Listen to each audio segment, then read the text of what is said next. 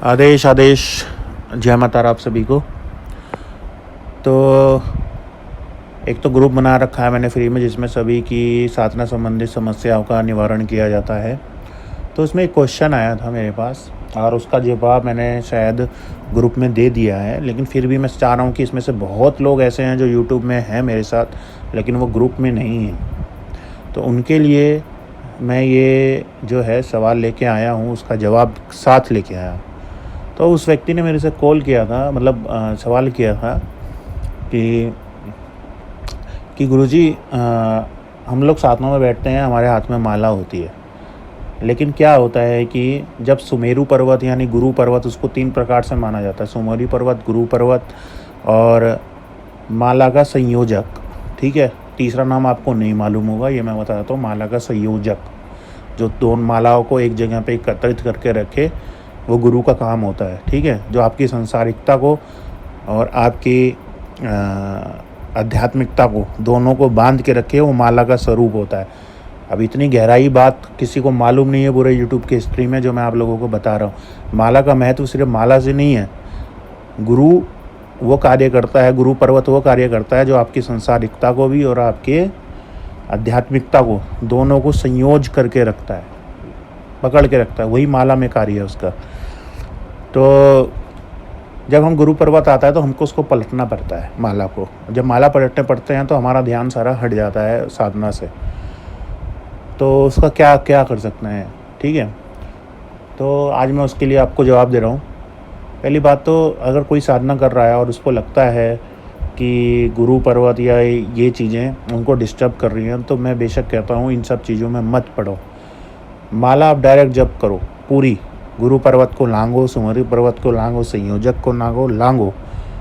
अगर पारिवारिकता में नहीं रहना है तो, अगर साधनाओं को सफल बनाना है तो, ठीक है। मैं पहले 2 वर्ड बोला हूँ, अगर सांसारिकता में नहीं रहना है तो, क्योंकि एक माला का विशेष रोल है। आपको ही कहता है कि भाई बिना माला के साधना में बैठ जाओ तो वो असुर जप कहलाता है, असुर जप।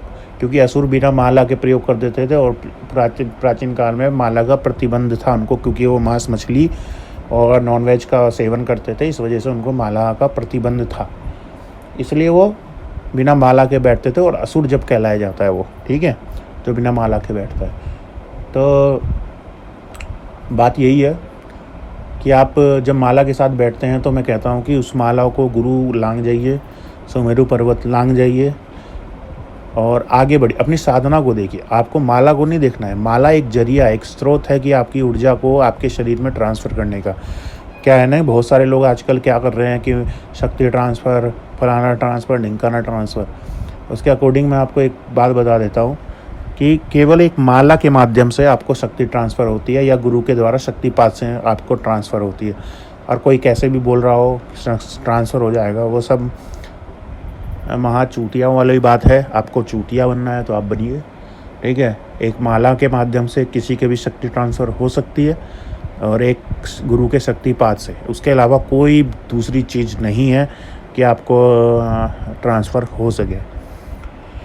तो माला का कार्य है कि आप आप जब साधना करते हैं तो उस स्रोत से आपका कनेक्शन बैठे, आपके शरीर में उस एनर्जी का फ्लो बने, ठीक है। जिस एनर्जी को आप, देवताओं की एनर्जी को आप आपके शरीर में, चाहे अग्नि तत्व को आपको शरीर में प्रवेश कराना है या उस शक्ति का संयोजन करना है, तो आपके शरीर में उसका प्रभाव बने। इस वजह से माला का प्रयोग किया जाता है। तो और दूसरी चीज़, अभी यहाँ पे बहुत लोग हैं जो अभी कहेंगे कि नहीं, गुरु पर्वत को लागना नहीं चाहिए, ये नहीं करना चाहिए, वो नहीं करना चाहिए। मैं उनके लिए जवाब देता हूँ।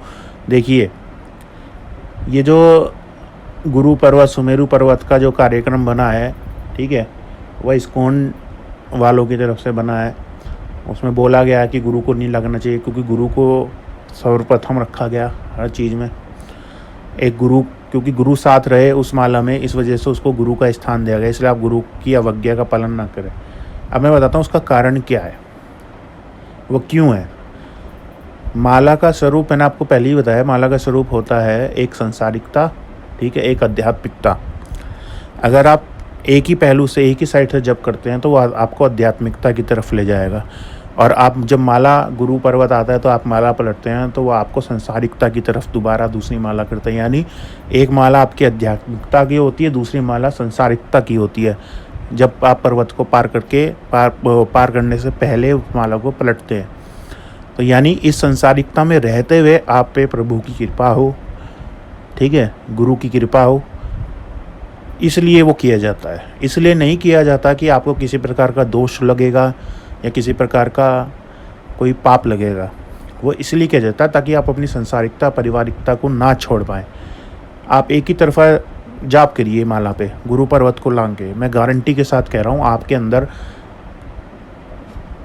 11 दिन के अंदर बदलाव आ जाएगा। आप सब कुछ छोड़ देंगे, आपको सब कुछ लगेगा कि बस अब ज़िंदगी में कुछ नहीं है, अब आध्यात्मिकता ही बहुत कुछ है। आप करके देखिए, इसका एक ट्रायल बोल रहा हूँ, एक ट्रायल करके देखिए 11वें दिन, आपको स्वयं अनुभव हो जाएगा। ये मेरा खुद का अनुभव है, ठीक है। तो ऐसा नहीं है, माला का महत्व मैंने बता दिया। और आप अगर माला को, गुरु को लांघना, सुमेरु को लांघना, इन चक्करों में पड़ेंगे तो आपकी साधना व्यर्थ जाएगी। आप माला को डायरेक्ट जपते रहिए, मज़े से जपते रहिए। आप ध्यान में रहें, माला चाहे आपकी ज़मीन पे गिर भी जाए तब भी कोई फ़र्क नहीं पड़ता, कोई पाप नहीं लगेगा आपको, ठीक है। बेफिक्र होकर जाप कीजिए, अपने साधना को महत्व दीजिए। आदेश आदेश। जय माता आप सभी को, सभी का कल्याण हो।